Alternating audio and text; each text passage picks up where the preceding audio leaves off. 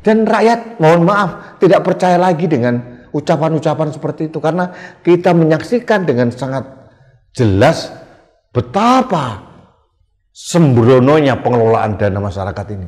Jadi saya bersetuju dengan kelompok buruh yang terus menekan agar tapera ini ditunda atau mungkin dibatalkan.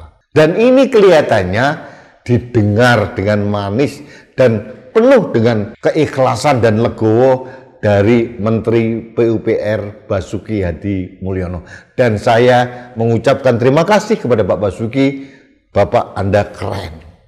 Jadi sahabat Indonesia, kesimpulan saya, kalau seorang menteri sekelas level Basuki Hadi Mulyono yang luar biasa, mempunyai prestasi yang luar biasa hebat, merasa penerapan tapera meskipun itu 3 tahun lagi itu akan memberatkan karyawan dan pengusaha, memang selayaknya tapera itu dibatalkan saja.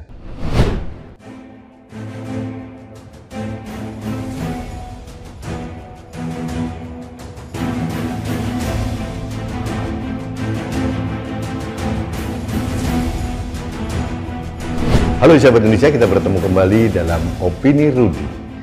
Sahabat Indonesia, hari Kamis tanggal 6 Juni 2024 malam hari saya mempunyai waktu yang luang secara seksama mengikuti rapat dengan pendapat antara Kementerian PUPR yang dipimpin langsung oleh Menteri PUPR Basuki Hadi Mulyono dengan Komisi 5 DPR RI. Saya ikuti semua dinamika perkembangannya, penjelasan Pak Menteri, kemudian pertanyaan anggota Dewan, ada yang mengkritisi, ada yang memuja-muja, ada yang mengucapkan terima kasih karena dapilnya dia sudah dibantu oleh Kementerian PUPR. Saya mengikuti dengan cermat.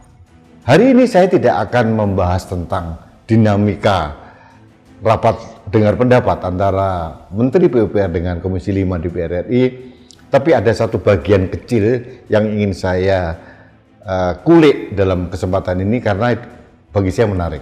Ada anggota DPR RI dari fraksi Partai Demokrasi Indonesia Perjuangan, kalau nggak salah dari Dapil Maluku Utara itu, Ibu Iren atau siapa, masih muda tapi pintar, kelihatan smart dan tutur katanya bagus. Beliau salah satunya menjelaskan atau mempertanyakan tentang pelaksanaan PP tentang tapera. Ini menarik sekali karena sudah tentu DPR RI khususnya Komisi 5 itu adalah menjadi tempat bertanya, tempat mempertanyakan kebijakan pemerintah terkait dengan tapera. Apalagi kemarin atau beberapa hari yang lalu ada demo besar-besaran dari kelompok teman-teman kita dari serikat pekerja atau buruh. Saya pribadi sudah 2 kali ini mempertanyakan tentang urgensi penerapan tapera yang katanya sifatnya tabungan tapi memaksa. Padahal di Undang-Undang tentang Perumahan Rakyat itu dikatakan memang sifatnya sukarela, dan yang berikutnya adalah ini hanya untuk ASN dan TNI Polri. Kok sekarang di PP yang baru yang diterapkan oleh Pak Jokowi justru menerapkan wajib tabungan kepada bukan hanya ASN, TNI Polri, tapi kepada seluruh pekerja swasta, baik yang mandiri maupun yang non mandiri, untuk wajib mengikuti program tapera ini. Ternyata saya baru tahu juga pemerintah sudah bentuk BP Tapera. Gajinya lumayan besar ternyata. Ada Dewan Pengawas, ada Badan Pengelola, gajinya ya tidak mungkin hanya 1 juta, 2 juta atau 10 juta. Puluhan juta, ada 43 juta, ada yang sekian 70 juta, aduh banyak lah, luar biasa. Saya bahagia mereka diberikan kemuliaan menjadi komisioner tapera, padahal kita belum tahu apa hasilnya. Pertanyaan dari anggota Komisi 5 dari fraksi PDI Perjuangan ini menarik sekali tentang tapera ini. Karena ada yang menarik juga dari temuan BPK sebelumnya bahwa ada sejumlah 120.000 sekian dari PNS yang sudah pensiun itu yang seharusnya mendapatkan manfaat dari tapera itu belum menerima manfaatnya. Ini satu hal. Yang berikutnya untuk swasta itu sudah ada dalam jaminan hari tua atau JHT BPJS Ketenagakerjaan ada layanan tambahan terkait dengan perumahan karyawan. Jadi ada tumpang tindih dan segala macam lah. Beberapa hari yang lalu Menteri Basuki pernah ditanya orang, Pak bagaimana kalau orang pensiunan dari swasta sudah punya rumah? Entah dari cicilan sebelumnya, KPR, entah dari warisan, pokoknya sudah punya rumah. Bagaimana dengan tapera? Ada yang mengatakan, ya ini subsidi silang antara masyarakat yang berpunya dengan masyarakat yang tidak berpunya. Ini aneh ben ajaib dan saya setuju dengan ucapan dari anggota Komisi 5 dari fraksi PDI Perjuangan itu. Bahwa subsidi itu yang punya tanggung jawab adalah negara. Bukan rakyat yang golongan biasa-biasa saja harus mensubsidi yang orang miskin begini. Ini tugas negara. Tugas negara ini. Jangan subsidi itu dibebankan antar masyarakat. Itu saya garis bawahi dan saya setuju. Nah, dalam rapat dengar pendapat itu ternyata masalah tapera itu sama Pak Basuki tidak bisa dikulik secara tajam, secara lebih detail karena konon Komisi 5 DPR RI akan mengadakan rapat kerja khusus untuk membahas tapera. Kapan itu terjadi, saya tidak tahu. Nah, yang menarik adalah ucapan dari Pak Menteri PUPR, Basuki Hadi Mulyono, setelah rapat dengar pendapat dengan Komisi 5. Dia mengatakan, saya juga menyesal kalau memang ini belum siap, kenapa tergesa-gesa dilaksanakan?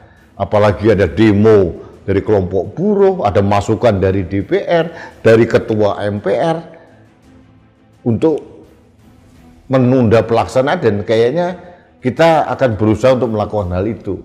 Menarik sekali. Kenapa saya katakan menarik? Artinya pembuatan PP tentang tapera itu mohon maaf ini serampangan dan sembarangan gitu. Karena masalah perumahan rakyat itu merupakan domain dari Kementerian PUPR. Kalau Pak Menteri saja sudah ngomong begitu, terlalu tergesa-gesa, beliau menyesal, seharusnya tidak perlu ada PP tentang tapera itu. Dalam kondisi rakyat masih megap-megap dengan semua biaya hidup ini mahal, sembako mahal, semua mahal, tiba-tiba dibebankan lagi tapera wajib, tabungan kok wajib, istilahnya apa, dari mana ini? Belum lagi, mohon maaf, dengan segala hormat, kita semua ini tidak terlalu meyakini, kita distrust, alias tidak percaya lagi dengan lembaga negara yang mengelola dana masyarakat. Karena apa? Ujung-ujungnya dijadikan lahan korupsi. Ini bukan fitnah, korupsi Asabri.